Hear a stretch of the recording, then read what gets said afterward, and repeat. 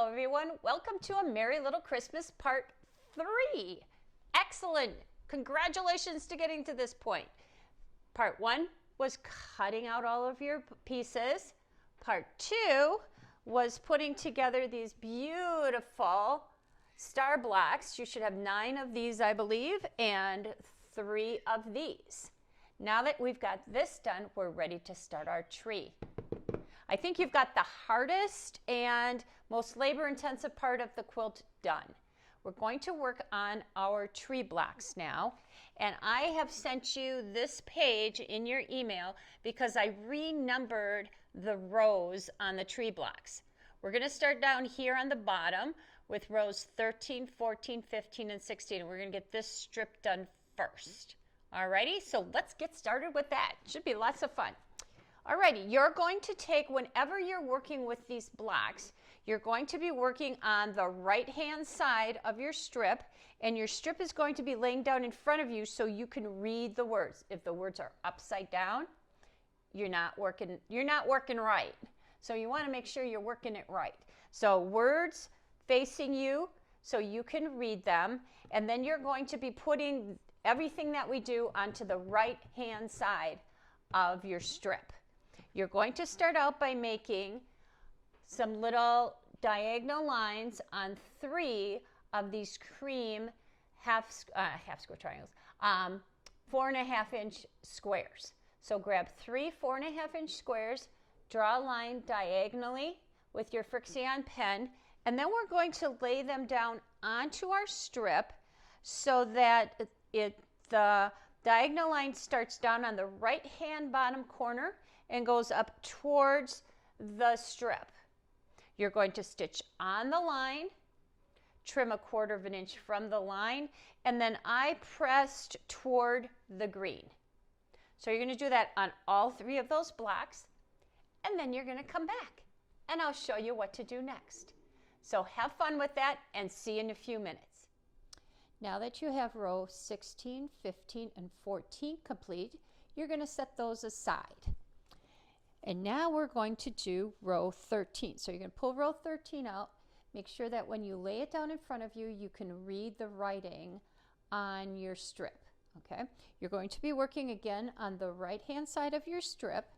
You're going to take this guy. Remember this guy, this lonely half flying goose block? You're going to use him next. You're going to take this block. You're going to lay it down right along the corner, line up the top edge and the right-hand side. Then you will take, I use my little Quilt magic wand, and I'm going to lay it so that my corner goes up, lines up here, and I'm going to do a diagonal line right through so I have 1/4 inch right where that little edge lands. Then I'm going to use my Fricción pen, and oops, I'm going to draw that line. If it makes you feel good, put a couple pins in.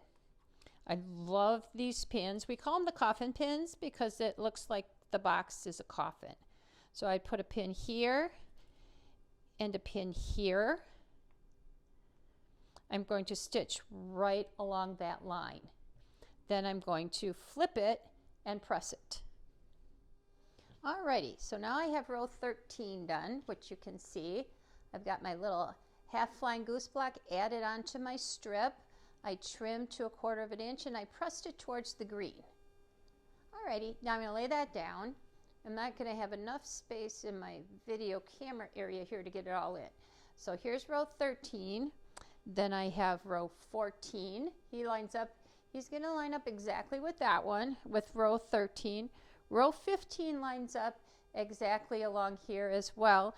And then row 16, he's going to end up sticking out over here, and you can't really see him, but he's going to be over there. Then, so don't sew these together yet. Make sure that you leave your numbered pins in your rows so that you don't get your rows mixed up. You're going to be very unhappy if you get your rows mixed up. We have numbered pins at the store. They come in handy so often. So if you don't have numbered pins, stop by the store and pick some up. And because you're taking the class, they would be 20% off at the store. Just let them know you're taking the class. And Karen said you get 20% off numbered pins this week. So now you're going to take one of your 4.5-inch cream squares, That's going to attach up here at the end of row 13. Then you're going to take one of those extra cream and red plaid flying geese. That's going to connect to the end of these two rows. Number 14 and 15 are going to be sewn together, and you're going to add that to that. And then you'll add your row 16. So this is how I'm going to do this. I'm going to add my 4.5-inch square to row 13, flip it, put it right sides together, and stitch down there and press. Then I'm going to come along and I'm going to lay row 15 on top of row 14, sew that entire strip, press it, and then add my flying goose block here. Then I'll connect these, then I'll just connect this row to this strip, and this row to this strip, and I'll have my, I'm calling it a quadrant. I'm not sure it's a quadrant because I'm not cutting my project into 4, but I've got this quadrant ready. So this will be row 13, 14, 15, and 16. And then we're going to just kind of set those aside. So I'm going to go do that, bring it back, and show you what it looks like. Alrighty, I have this all sewed together. Isn't it beautiful? It looks like a lot of green here, doesn't it? But look at all of my rows and my little squiggles, and my words are all right side up, and you can read them straight across. It looks really nice. This edge is all really nice. Everything is, all the points are nice. Nothing's cut off.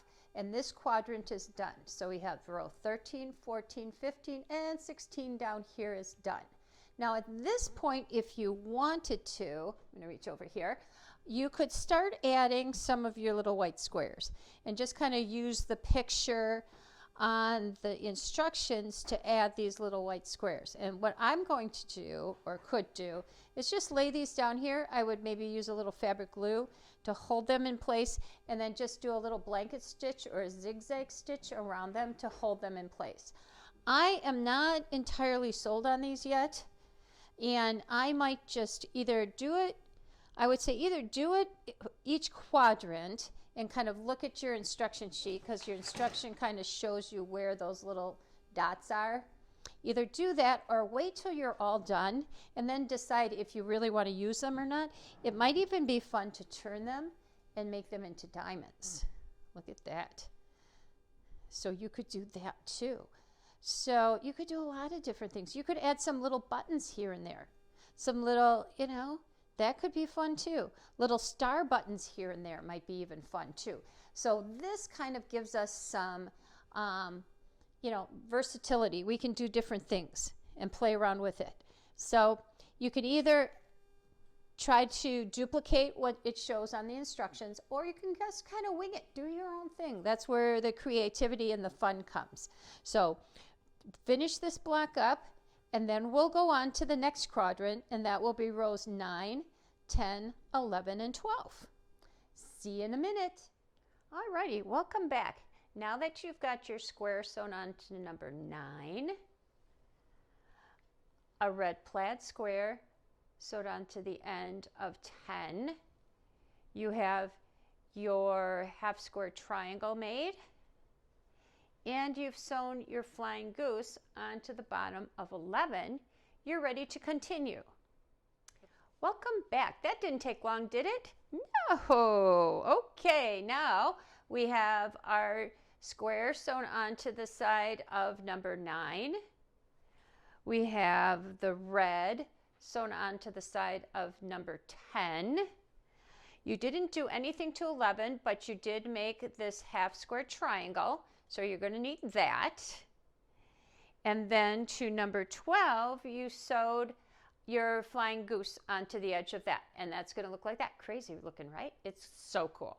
Okay, so now I'm going to have you add some more pieces to these strips before we sew everything together. So on to number 12, you're going to sew a 4.5-inch red berry square, just cream and red berry square. Okay, you can do that. Super simple. So that's going to go on to the end of 12. Then you'll be ready with that one. On 11, now watch this closely, you're going to add this half square triangle to this.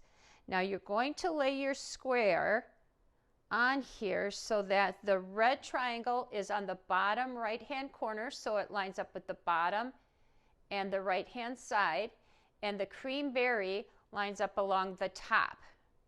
You're going to draw your line diagonally from the center of the cream point down to the center point of the red, just kind of like we did with this red one. Right here, you will stitch on your line, trim 1/4 inch away, and when you flip it, it will look like this. Your red triangle will be at the bottom and your cream triangle will be at the top. Okay, if you flip that around, you're not going to be in your happy place. So check it once, check it twice, check it 3 times before you sew. Okay, so that's going to go right there. In fact, before I pick mine up and sew it, I'm just going to put my pin in there.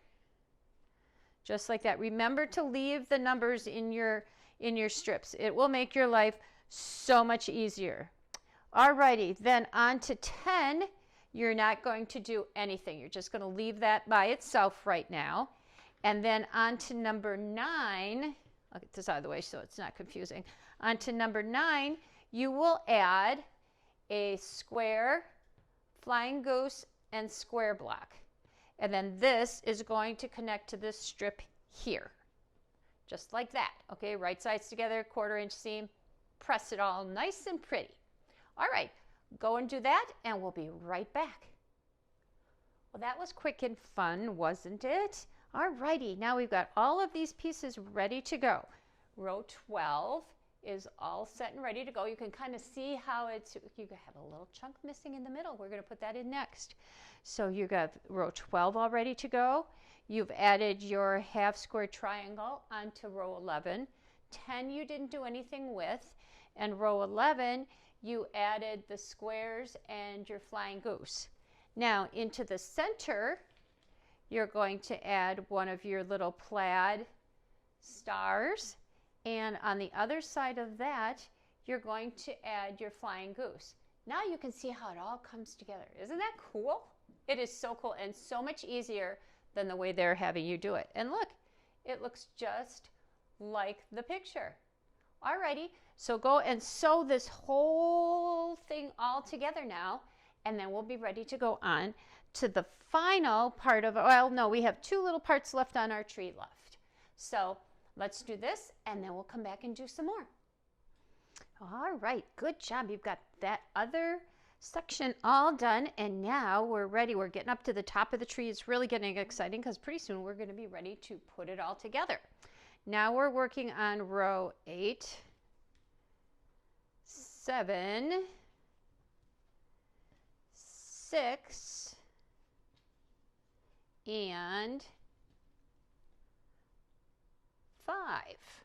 Okay, I'm going to show you how to put the whole thing together this time because it's getting shorter and faster and easier to put together. All right, on row 8, you are going to put a red berry square with your line drawn from the bottom right hand corner to the top left hand corner, just like we did on the other ones. Stitch it, trim it, flip it. On row 6 and 7 you're going to do the same thing, but you'll be using a cream square. So this one we're going to put from the bottom right hand corner, the line will go up to the top left hand corner. Then you're going to do the same with 6 with a cream square, bottom right hand corner up to the top left hand corner with that diagonal line. You'll all 3 of these, then you'll stitch, flip, trim. Once you do that, let's do number 5, and then I'll show you how to finish it off. So number 5, you're going to use that other half flying geese block. Line that up so that the red triangle is going towards you. The cream is on top of your strip. You're going to line it up with the top and the right hand side. And don't forget to draw your line. You need a line going diagonally from the top down to 1/4 of an inch down here.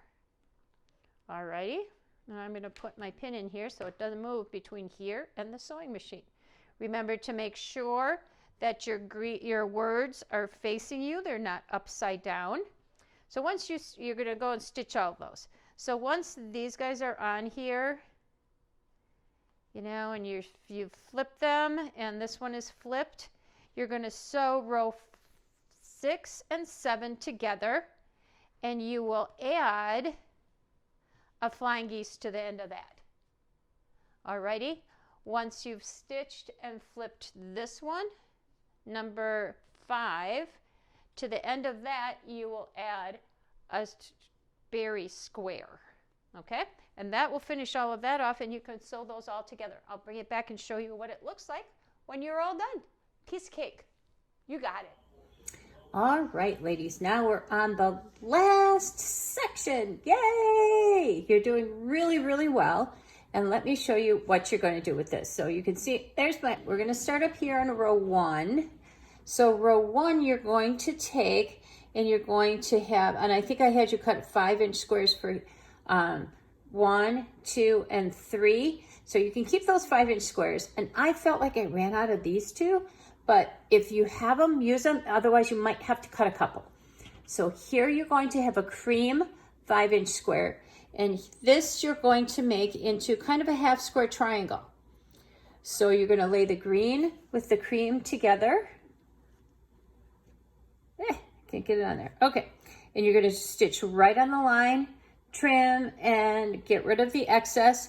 And then once you flip this, you're going to square this up to a 4.5-inch square. Okay, then that's going to connect to a plaid and cream flying goose and a plain cream square. So that's your row 1. Row 2, you're going to make a half square triangle again, and that's with a red plaid and your green. Again, you're going to sew right on the stitch line, trim to 1/4 of an inch, remove the rest, flip and press, and you want to end up with a 4.5-inch square here as well. That you're just gonna kind of just let that sit right there. I'm not going to do anything more with that. Then down here you're going to make a cream and a red plaid flying goose, or a half square triangle, and this is going to end up being 4.5 inches. All right, you did it. Here we are. We're ready to sew it all together. It's fabulous. All right, so I have laid my whole quilt out, and I'm ready to sew everything together. So you've got these big sections done. Your trees are all done. We just finished these. So this is the one I messed up. If you remember, I put a cream and red flying goose here, and then when I got all the way up to the top, I ended up with an extra cream or an extra berry and red, and that wasn't right. So I had to switch these two out, and I did that, and it worked out just fine. I was able to use the pieces that I had, and I didn't have to redo anything. It was a good day. All right, so I've laid everything out. So what you're going to do is sew your rows together. So you're going to sew all 4 rows together. Then you're going to sew those rows to each other, and you're going to have it done. It's going to be fabulous. After you do that, you're going to add an inner border of cream that is 4.5 inches, and an outer border of the cream plaid that's another 4.5 inches, and you're done. I am working on the back, and I'm doing my back. I'm incorporating the Merry Little Christmas wording, and I'm sewing up all of those little extra triangles that we had, and I'll come back and show you what I did with those later on. I'm working on that. So right now we're going to sew all that together, and I'm going to show you what I do with my back later on. And have fun. If you have any questions, you know how to get a hold of me. Email me or text me. I'm happy to help. So have fun and see you soon.